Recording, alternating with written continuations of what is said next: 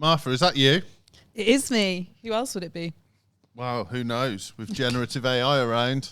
Is this even a real voice? Yeah, I know. It's crazy. Like, this last week, I mean, by the time this podcast goes out, it might have blown over, but every man and his dog is generating images with AI all of a sudden. Yeah, I've seen loads of these, but I haven't actually looked into how to do it.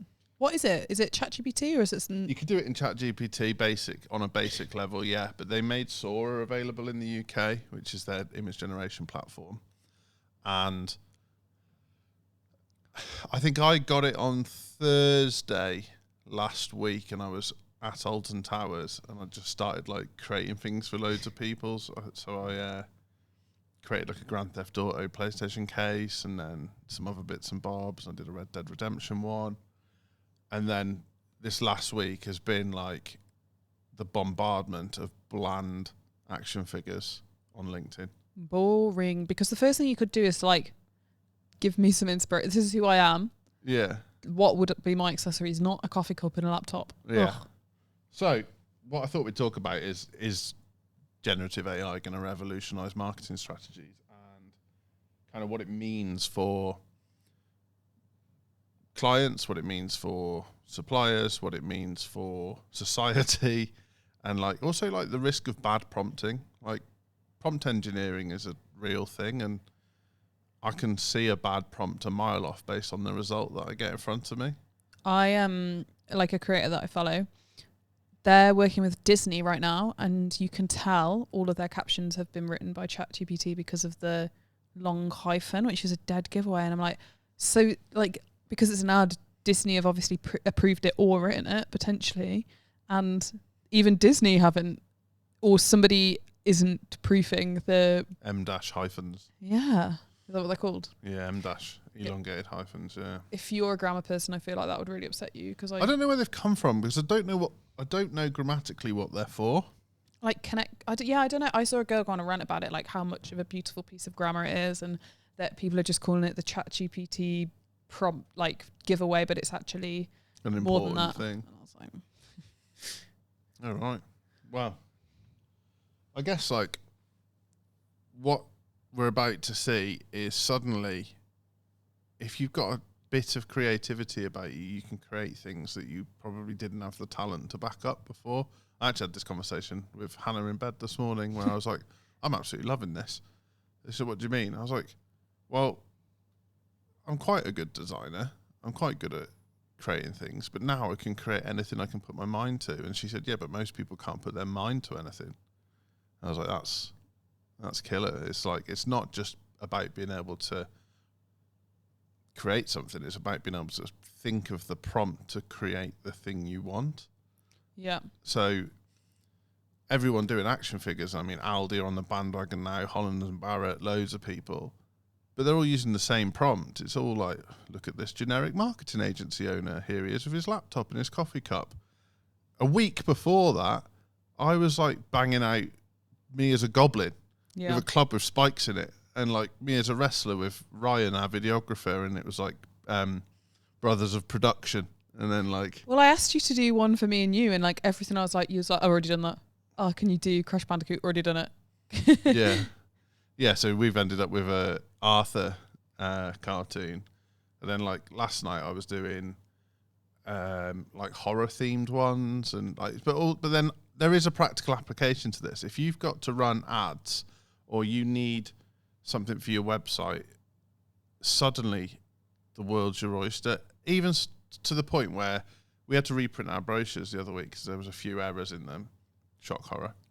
Ouch, yeah, The biggest error was one of the photos wasn't as good a definition as we thought it was.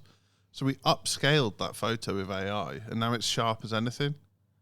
I mean, it's like, it took seconds, and it saved us having to source another image. Canva are using a lot of like AI tools now, aren't they? Yeah, I think for like day-to-day users, you can do a lot in Canva now. I mean, there's Canva, there's Sora, there's Runway, there's ChatGPT, there's Claude. What are you recommending? What are you using right now? So I am playing with Sora a lot, which is the heavy-duty image generator by ChatGPT. And that's what everyone's doing their action figures? No, they're doing it in ChatGPT. Okay. And then I play with Runway a lot. So on Runway, you can create little movie scenes and stuff, but you can also synthesize your voice.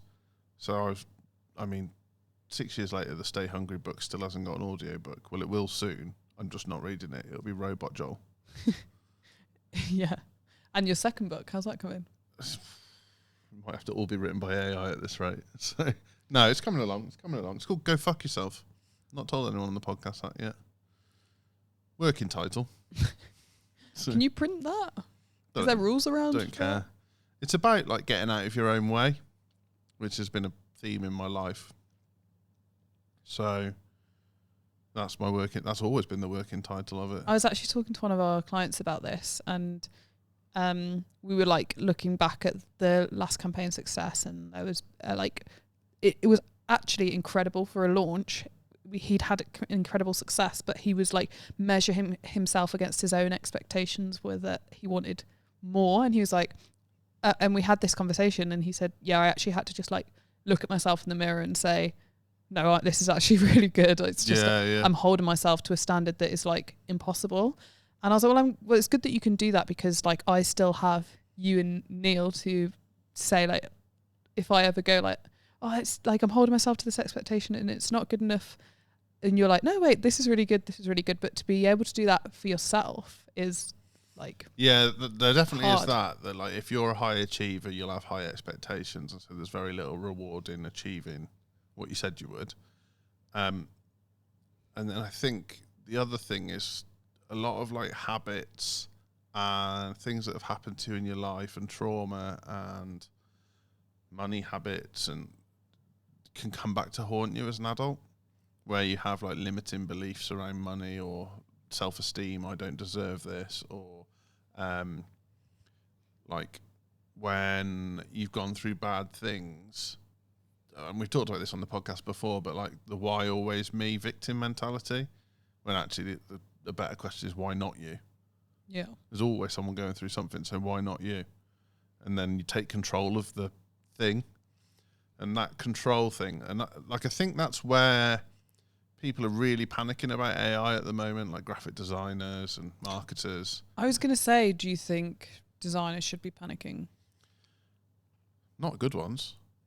Same as, yeah. Because good designers writers will either become better designers that can do things that people can't think to do with AI, or they'll become brilliant prompt engineers because they're already creative. So they'll see a scene.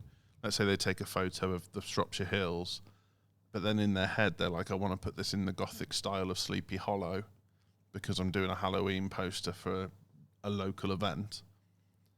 But some people wouldn't even get that far.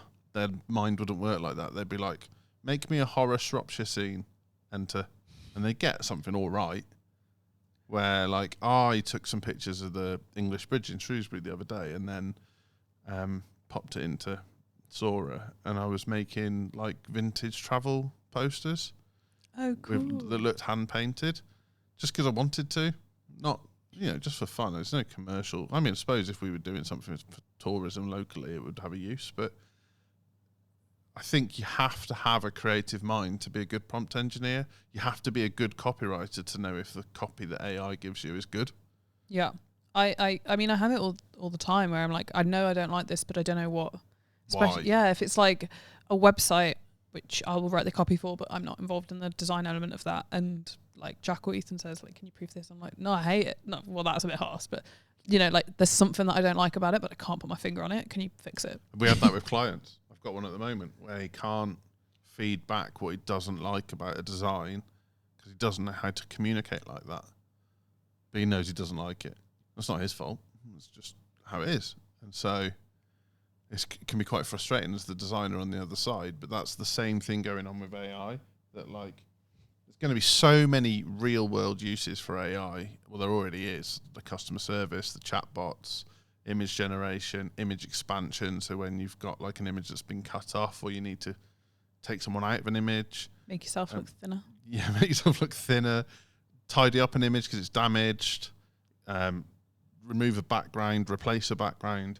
And then all the other stuff, like the content creation side. Like I'm in our CRM at the moment. I'm building out a funnel for a shock and awe campaign. We're sending out boxes to our prospects, and they're going to fall into this campaign. And I was just showing Ethan that with the help of AI, I've built a nurture funnel on the other side where when people get the box, 3 days later, they'll get the first email, and that triggers a series of emails. But if they click the link and go and watch the video, it takes them into a different nurture sequence. And then if they book a call, it takes them into a different nurture sequence. But when it's tagged them to say it's done all of those 3 things, the AI then writes them a personal email based on how long it took them and what things they would have consumed. That's like mental. Like that's cutting edge right now. It might not be in 2 weeks when this goes out. That's how fast things are moving. But every single person in that funnel is now going to get an email that's unique to them, and not just because it's got their name on it or their date of birth, but because it's going to watch how they consume our content and then write to them based on what it knows they did. That's crazy. As if it's come from me. And like that blows my mind. I was with a client on Tuesday and we were looking at AI call answering services. And again, you can synthesize your voice if you want to. You can tweak it. You can put accents on it. That could be risky. Yeah. So, well, actually, the conversation we had, and this is a controversial conversation, but you might want to deliberately put an accent on it. Well, yeah, if you're like, I think, because I know who you're talking about, if you're in the Northeast, you're going to want to hear someone with your accent, right? Well, there was that. That's a really valid point. Or if you're worried that it sounds a little bit too like AI still, like it's not quite good enough, why wouldn't you deliberately make it sound like a call center accent? Reading, that might mean any accent. I'm not saying, but because then you might actually make it feel you build trust because the person will be, they're a bit slow to reply. Maybe English isn't their first language, as opposed to this is a fucking robot. Yeah. And then I think even better than that, tell people from the off. Would you say it in that way then you'd be better having an accent that isn't your own because you'd recognise in your own accent if it sounded a bit off, whereas I probably wouldn't recognise if it was like a Welsh accent if it sounded a bit exactly that off. So then you can you've got to then decide, are you deliberately fooling people or are you making them feel safer? Because all you want them to do is leave a message. So then I think the conclusion might be that it'll get so good that you'll be like, you're through to Codebreak bot. No one's available to take your call at the moment, but I can help you. What do you need? I'm sure I've actually had this. I've had a conversation with a bot that sounds like a person. Used to get it back in the day. That's how I used to book cinema tickets. Did you? You'd ring up and they were pre-recorded lines. It wasn't intelligent. Would you be like, yes? Yeah. So they'd be like, would you like to see The Lion King? And you go, yes. And then they go, 2 tickets for Beauty and the Beast. Like, no! So 4 tickets. Things have moved on, but that was how you got cinema tickets. There was no other way. Was this when Orange Wednesday was about as well? No, way before then. Way before that. You had a mobile phone then. So this was when no! This was like you would ring on the landline because cinema was really popular then, mid-90s. So there was a risk if you wanted to go on a popular night, there'd be no seats if you left it to get to the box office. So you'd ring and there'd be would you like to speak to box office? Would you like to speak to customer service? It would right, press 1. And then it'd be like, tonight we are showing The Lion King at 17:00 hours. and then it'd be like, or you can see Sleepless in Seattle. And so then you'd be like, if you would like to see Sleepless in Seattle, say yes now. Yes!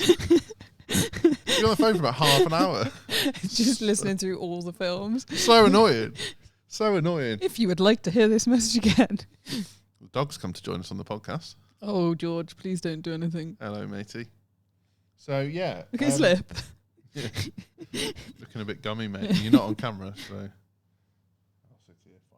So yeah, and there's Mid-Journey, that's something we're using a lot now when we're creating client creative. Because let's say you're working with a mindset coach and you want to show the inside of someone's brain with loads of neurons firing. You're going to struggle to film that. But we can do that. I now. know somebody who could get that. Yeah, we do know someone that could get. We know someone that did show us inside someone's brain. We told that on the podcast. I don't before. know if we have. That was insane. So that felt like it was not even real. That felt like a dream. So Martha and I went to Miami last year, January time last year. Yeah. And the first night, us and the people we were there with, we went out to like an American sports bar, and we just wanted like wings and beer. Were And Miami Dolphins playing? yeah, it was something? the playoffs, wasn't it, for the Super Bowl? I think. And we went into this bar, and there was loads of Americans in there. Shock. But there's a couple from Kentucky, I think, or somewhere. No, it was way deep south than that. Well, Kentucky is deep Is it? south, yeah. Oh. But yeah, that like that kind of Alabama. I think. That was it. Alabama. I was going to say there's something. There was Yeah. like I knew it wasn't Kentucky Fried Chicken. Yeah, it was Sweet Home Alabama. Yeah. Yeah. So they came over and they were talking to us, and you would have assumed. I hope they're not listening, but you might have thought they were inbred. They were quite something. Anyway, turns out he was a police chief, and he didn't like paying bar prices, so he had loads of shorts in his pockets, loads of miniatures, Which is illegal in America. yeah. And she was a brain surgeon, No, brain nurse? neurosurgical nurse, I think. And so the first story they told us was about how she'd seen someone get shot in the head and they had to operate, but then I think she turned to you and showed the picture and went, "This one didn't survive." I said, "Oh, is he alive?" And she was like, "Not that one. That one is not alive." I was like, "Oh." And then I stupidly said, "How did you two meet?" And they met because he was friends of her parents and they would go to church together, and she was sat on the children's table. Yep. And that was when we probably decided to cut our evening short. We didn't know we did some shots with them first. Yeah, they paid though. Yeah. Well, he probably just pulled it out of his pocket. Yeah. He probably just pissed in a You shot can't glass. say what she said when we did the shots, but it was very rude. Yeah, and then she was on had her daughter on FaceTime. It was like Oh yeah, shit, I forgot about that. insane. Yeah. So she could get you a picture of the inside of someone's brain with a bullet in. If that's And we've what you seen want. it. We've seen it. But if you don't know our in-bed friend from Alabama, Jack can do it on Mid-Journey. So, That's probably the safer option. yeah. So I guess the risk to these brands and to everyone right now is it's so exciting to press all these buttons and try all these prompts and come up with all this stuff. You have a risk of like really diluting your brand voice and no one knows what you stand for, and like you might come across as silly, and you've really got to like train AI to speak and draw and create pictures, and voice to all be on brand. And I think we're going to see like brand guidelines, like the resurgence of the brand guideline. It's not just going to be like, here's my colors in Canva and here's my logo. It's going to be, this is my tone of voice. These are the synthesized voices you're allowed to use with our brand. Here's the prompt, or here's even our bot. Yeah, here's our bot that you can only create prompts with this bot. Here's our chief prompt engineer. Like, it's going to really go down that route, and like there'll be people listening now going, "What the fuck's a prompt engineer?" Joel said that about 10 times. Prompt engineer is someone who can write a proper prompt, and obviously people are getting quite good at it now. But trust me, go on LinkedIn. Most people are shit at it, and it's like I totally get that it's fun. It's not a slight on anyone. I don't want people to not have fun. But if you think you're going to change your business by posting a picture of you as an action figure, And one that's got, like, going back to the inbred, like the wrong amount of fingers because you haven't checked. oh yeah, It's like I've seen so many hands with like 3 or 7 three's fingers on okay, one I hand. suppose it's like cartoony, but 7, yeah, you're in trouble there, aren't you? Or just like an extra thumb hanging off the end. Yeah. So, and then I guess like the other side of this is ethical considerations. Like if you can pretend to be anyone, if you can create any voice, if you can create any piece of artwork, if you can copy any style, musically, visually, written, are we like? Is this the death of originality? Did this happen though when like music like Went digital. Yeah, I think and so. everybody was like, "There'll be the death of music." Oh, people used to get mad about Dance EJ. Do you know what that is? No. So it was like a piece of software that came out maybe late 90s, like a CD-ROM. And you on your computer, you could make any song you want using software. Not to say it was a good song, though, right? No, they're all shit. Because it was early prompt engineering, right? And most people are not musicians. Is that like when you had a keyboard and you could press a button and it would just like jam away? Basically, yeah. But this was drag and drop. So much like GarageBand is on Apple. You drag and drop your instruments in. You say what tempo you want, what beat you want. You mix some bits together. Like there was loads of them, and then they started coming out on PlayStation. I mean, I remember like spending all day creating songs on my PlayStation, and then I had like one of those little tape recorders with a microphone, and I'd record it off the telly so I could listen to it later on tape. What a fucking idiot! I thought you were going to say like you singing on top of it. Probably. I don't think I was. Original music. Rapping. Yeah. Me and my brother just rural rappers from South Shropshire. Yeah. So yeah, but I think like. Where you've got to get really smart is on your comms now about, are you being clear that something's AI? Are you building trust, or are you actually eroding trust with your behaviour? Because I'm going to keep going back to these action figures. Some of these action figures I've seen, people have got a very different view of themselves than what the rest of the world is seeing. And like, I've done some jokey ones, like some ultra muscly wrestling style ones and stuff. I'm very aware that I am not The Rock. But it's funny. But when you're trying to do one that looks like you and you've lost like 50 kilos, you're not kidding anyone. I mean, I sent the one I did before the fad sort of kicked off to my mum, and she said, "You look very short." So I'm an action figure. Yeah. A life-size one would be terrifying. Yeah. But like I've done loads now. Like a client asked me to do a Funko Pop one of him. Oh, yeah, cool. And then... like I've done Sega Master System games, PlayStation games. You know Josh we had in? Yeah. You should do him on like Thomas the Tank Engine. That'd be good. And then for a Josh birthday listens card. to this podcast. Does he? Yeah. Hi, Josh. Yeah. He'll love that if that showed up. Yeah. Maybe not Thomas the Tank Engine. That's a bit... Well, no, that was the first thing that sprung to if it's mind. his face. But yeah, they have faces. That's what I was thinking. I don't know any of the trains with faces. Bless him. What a guy. What a guy. Need to get him to Orlando. But wouldn't that be cool, actually, to like... for clients' birthdays, if we sent them a card that was like very specifically towards their likes and dislikes with their faces on it. Just Lofty playing paddle. Yeah. So good. But put like a massive tattoo on him or something. So good. So this is where my rant comes in, Muff. I've pre-framed it. But if you can't be asked to at least slightly change a prompt that you're copying and pasting from LinkedIn, fuck off. Rant over. Okay, so if people aren't using AI right now, what are your recommendations to like start using it well, and what will have the biggest impact on their business? Well, we're particularly talking about like generating images. I would say my number one tip to get a good prompt out of AI is to do something like, I'm about to prompt Sora to create me an image of X. I'd like it to feature Y, and I'd love to have some elements of Z.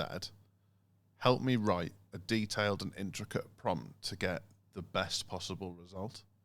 And put that into ChatGPT. Then it will give you a prompt and then put that in Sora. Feels like cheating the system, but yeah, because it knows how to prompt itself, right? Yeah, and it knows how to get the best result.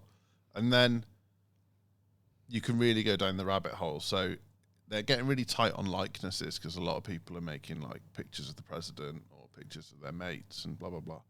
So now, if you want to get your likeness onto it, it can be quite tricky. If you just upload a photo, sometimes it'll say, this is a violation of policy. So what I do is upload my photos into ChatGPT and then say, write me a detailed description of this man, so detailed that if somebody else read it, they would instantly know what he looks like. And it does. Feels like that could be quite humbling. Yeah, it's pretty brutal. Pretty brutal. This girl's hair is yellow. Man, in his early 40s, I regularly get, go fuck yourself. Like, fuck off. Yeah. Oh, because there was that trend, wasn't there? It was like, write as if you were my best friend. Yeah, and you get like, and tell me everything good about me and everything bad about me. And yeah. But that little prompt there is the key to everything AI. When you're talking to it, that whole like, write as if you're my best friend, write as if you're a senior business manager and you're looking for flaws in my business. Blah, blah, blah. Like, you can really, really dig. So one I did the other day was Simon Squibb. People listening to this might know Simon Squibb is he's the guy who goes up to people in the street and says, "Tell me your dream," and then they tell him their dreams, and he gives them like 500 quid, and they start a business together, and off they trot. He built a marketing agency called Fluid in Hong Kong, and in about 5 years took it to something silly like $400 million. And I was like, how the fuck did he do that? Like that. I mean, there's obviously money in Hong Kong, big business, but there's still some going. So I used ChatGPT deep research and said, I'd like to research Simon Squibb and understand how he helped take Fluid from nothing to $400 million. What strategies did they use? What was their pricing strategy? Who did they work with? What can you tell me that will give me insight into how to do this? And I got like a 40-page report because I pressed the deep research button. Then I said, okay, reverse engineer this and imagine that Codebreak's starting from zero now. What steps would you need to take in the next 3 years to duplicate that success? And it gave me this like unbelievable guide. And I think or hope that people that just heard me say that then, their minds just went, fucking hell. Because that's what's possible. And then I feel because I use it like that and use it within our systems and processes that I have every right to create action figures in my free time. But if you're just creating action figures and hoping that it's going to change your business, you're having a laugh. Yeah, you're in trouble.